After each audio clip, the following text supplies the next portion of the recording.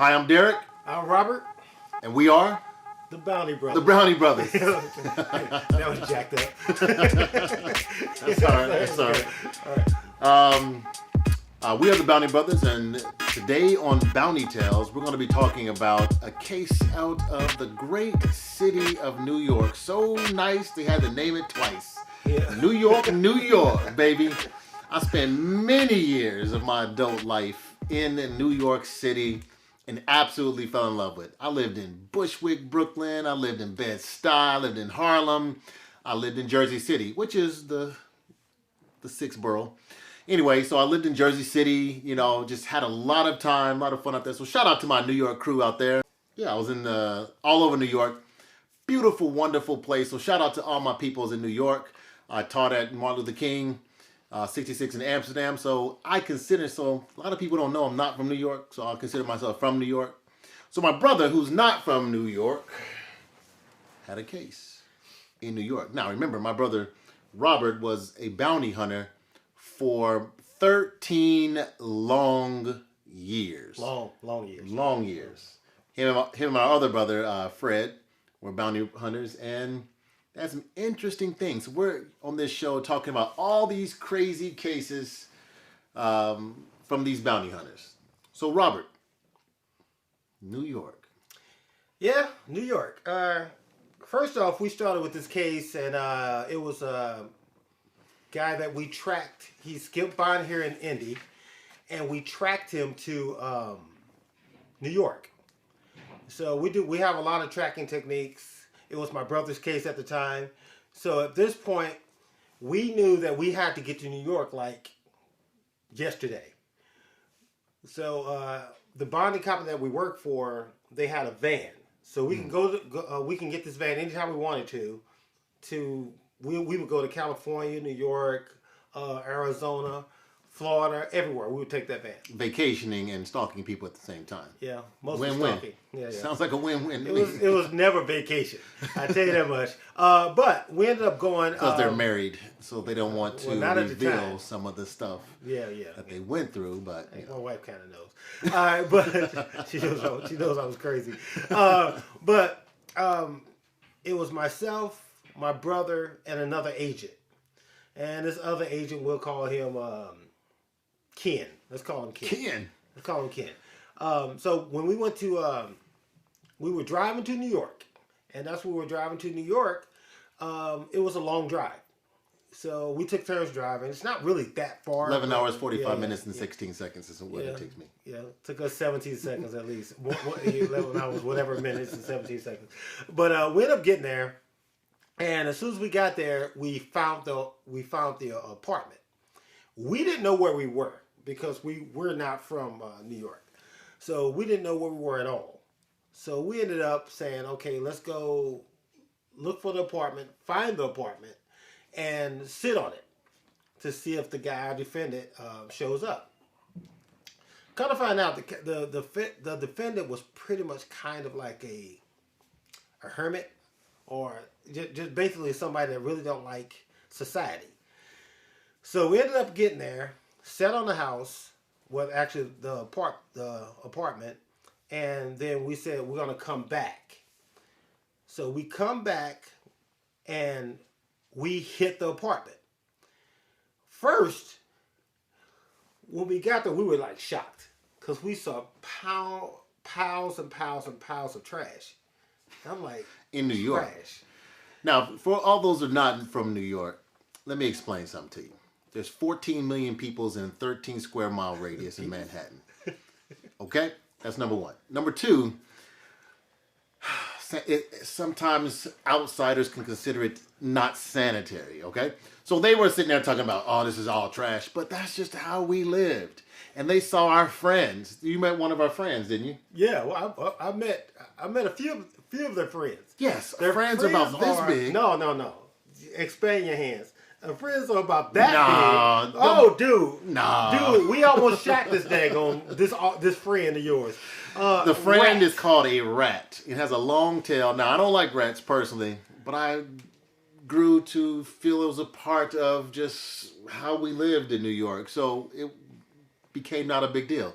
Now that I'm back home, a little mouse like this freaks me out. But We the thought rats it was a didn't. dog. That's how big this dang old thing was. We thought it was a dog. So All right, stop talking about my rats. All right, stop talking about my rats. Get back to the story. This is part of the story. We saw this doggone thing about this big in that area, and we were going to pull our weapons and shoot this thing. But I digress. We'll get back to that point. It was right next to the building that we raided.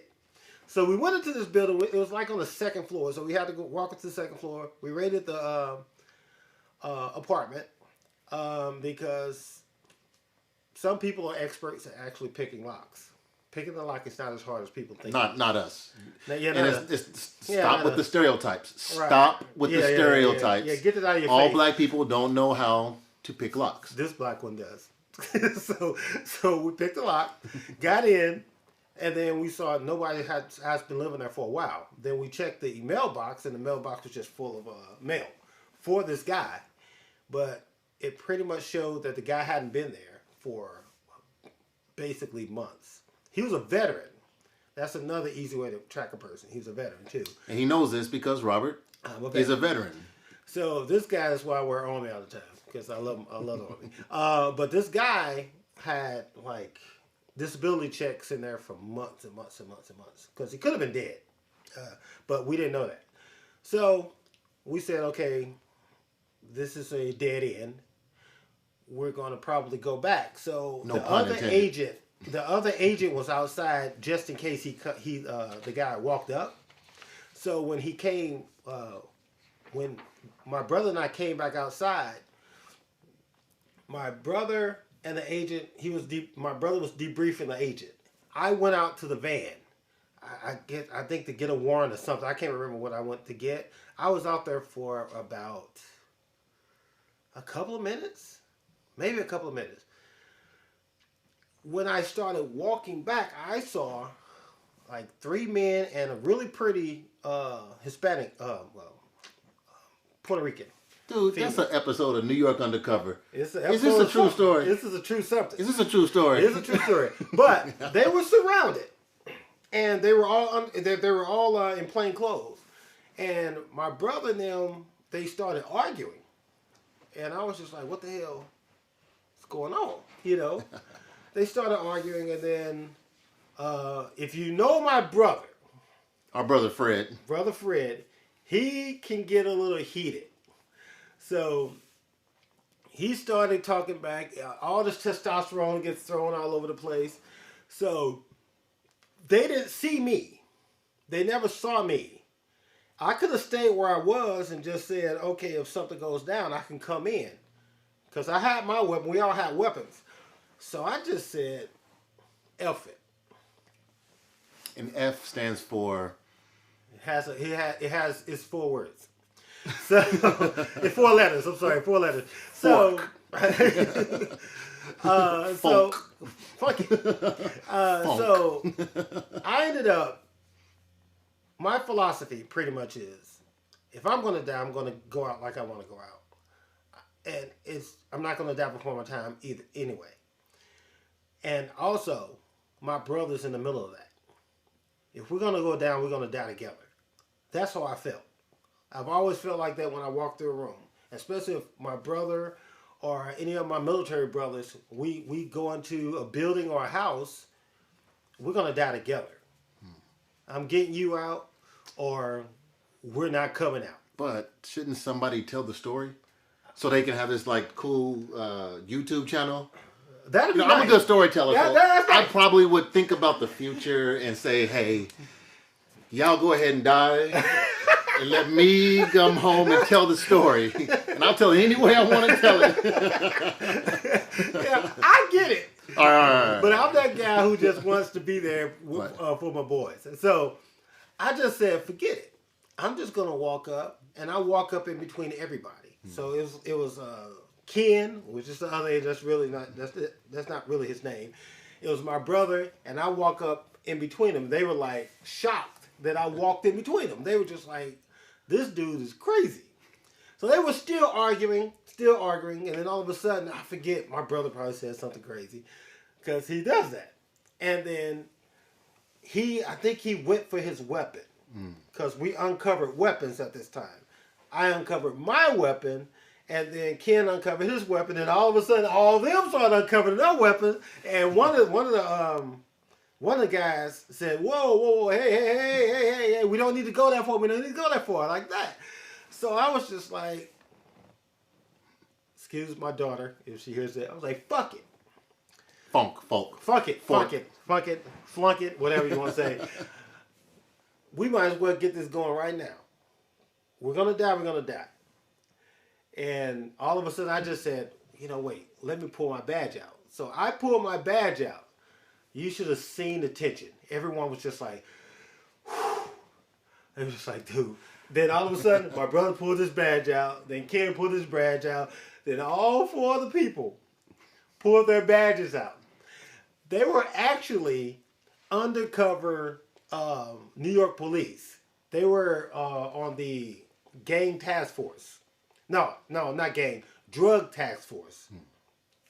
And they looked at us. They were just like, dude, we almost got into a firefight right now. And we just said, okay. They were like, we thought you guys were here to either sell drugs or buy drugs. We didn't know we were in Spanish Harlem at the time. And they said... Spanish Harlem. That's the east side of Manhattan, in Harlem. So it's above, let's say 120, 102 and up. So let's say 131 and 3rd. That's where they were. Wherever. It's over there somewhere. So they said, they told us, they were like, we knew you guys weren't from here once you start opening your mouth. Because we sound country.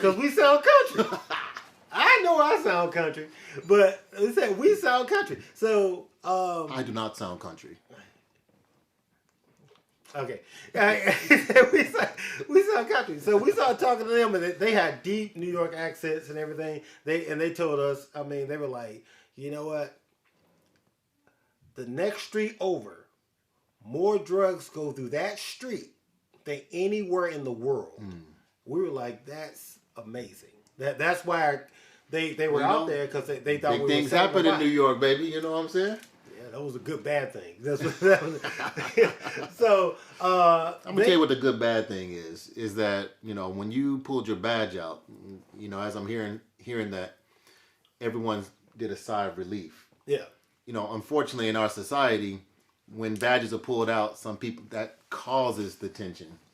So what I want to know is, what can you say to people out there about law enforcement? What should we be doing when we're confronted with law enforcement? So, the one thing that we need to talk about right now is we have to address that there are bad cops. We have to address that not all cops are bad. And the percentage is lower for bad cops than good cops. Much lower. But the bad cops make good cops look bad. But we also have to address the same way our behavior actually exacerbates issues too. So when we're talking about, okay, you can't say this to me, blah, blah, blah, blah, all this type of stuff, and we come with an attitude, you're also talking to a human being too. We have to watch the way, okay, I'll talk to you the way I would talk to my son or my daughter. If you give respect, you will receive respect. Now, driving while black is real. I have been pulled up for driving while black. Driving while black is just you living your normal life, or walking while black, or barbecuing while black, or sleeping while black, or taking a nap while black. The cops get called on you, and sometimes it ends into something fatal. Right. So if there's a certain level of respect you have to give. There's a certain level of respect that should be given to you. So my philosophy as a bounty hunter has always been, it's just like the issues that's happening right now, which I would hope that we're going to talk about at some point to react to. Once I have my handcuffs on you, and you're going to hear more likely in another story, once I have my handcuffs on you, it's over. It's over. I don't care how many N words you call me, and I have been called a lot. I don't care what you say to me. It's over at that time. Once I have my handcuffs on you, as long as you're not kicking or spitting at me, and then once you start kicking and spitting, I have to take you down and hog tie you, and then muzzle you. But at least you go home alive. If we, and again, bounty hunters are human too. We have some, you're going to hear about in a later story about an aggressive bounty hunter that got exactly what he needed and he deserved. And you're going to hear about that. But we have to be respectful to one another, period.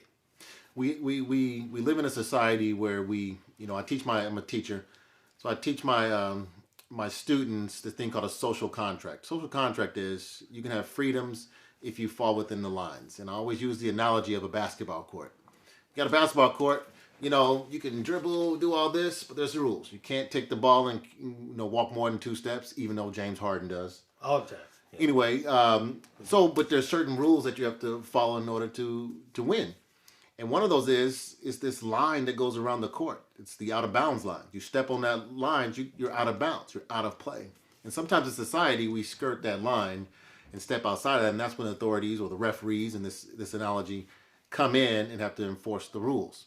So let's respect the game. Let's respect the rules and work in the confines of that. And when the refs are blind and don't call that obvious call against one of their own refs that stepped outside the line, then that's a problem in society.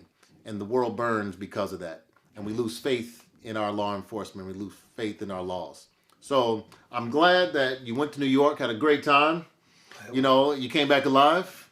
After that, you've had, 3 kids. So yeah.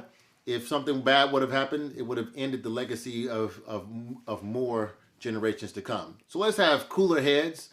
Let's respect the law. And don't do anything that's going to require a bounty hunter, because you might get somebody that's not like my brother, and things could go worse. And they could absolutely go south. One thing I do want to say is thank you, Elizabeth, out there, for our very first comment. Thank you, Elizabeth. We really appreciate it, and we actually have recommented back to you. So subscribe, like, and subscribe. What we have, and email us with some questions you want me to ask of our bounty hunters, or any show ideas that you may have. So that's all we got for today. I'm Derek. I'm Robert. And we are the Bounty Brothers. Bounty Brothers out.